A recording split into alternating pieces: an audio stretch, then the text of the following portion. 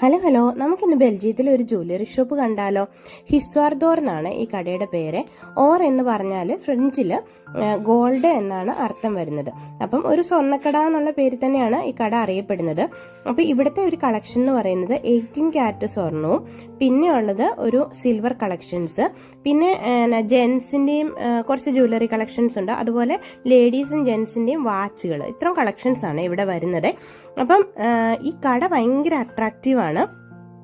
കാരണം എന്താണെന്ന് പറഞ്ഞാൽ ഇവരുടെ ഒരു തീം തന്നെ റെഡ് കളറിലാണ്.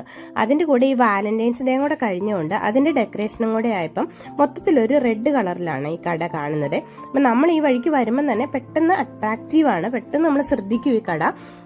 അപ്പം ഞാൻ എപ്പം വന്നാലും ഈ കട കയറാറുണ്ട്. അത് എപ്പോഴും സാധനങ്ങൾ വാങ്ങിക്കാൻ വേണ്ടിയല്ല, ചുമ്മാ കാണാനും പുതിയ കളക്ഷൻസ് ഒക്കെ വന്നോന്ന് അറിയാനൊക്കെ വേണ്ടി ചുമ്മാ കയറാറുണ്ട്.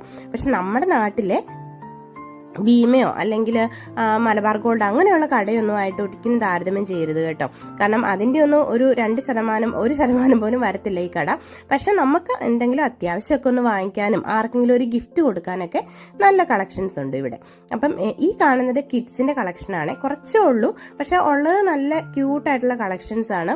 സ്ട്രോബെറിയുടെയും അങ്ങനെയുള്ള ചെറിയ നല്ല ഭംഗിയിലുള്ള കളറൊക്കെ കൊടുത്തിട്ടുള്ള നല്ല കളക്ഷൻസ് അങ്ങനെ കുറേ ഉണ്ട് കേട്ടോ. മാലയും വളയും കമ്മലും ഡയമണ്ട്സും അങ്ങനെ ഒത്തിരി കളക്ഷൻസ് ഉണ്ട്.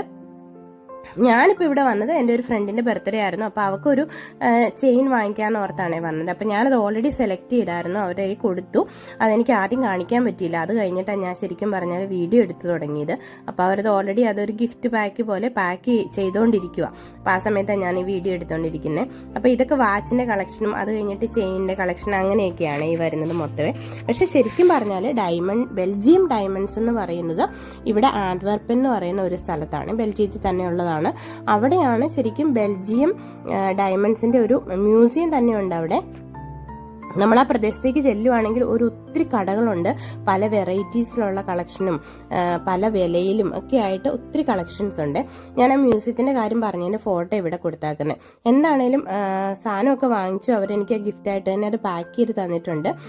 ഞാൻ ഇനി തിരിച്ച് വീട്ടിലേക്ക് പോവാണ്. നിങ്ങൾക്ക് ഈ ജ്വല്ലറി കളക്ഷൻ ഇഷ്ടപ്പെട്ടെന്ന് വിചാരിക്കുന്നു, എസ്പെഷ്യലി ലേഡീസിനെങ്കിലും. Okay, by.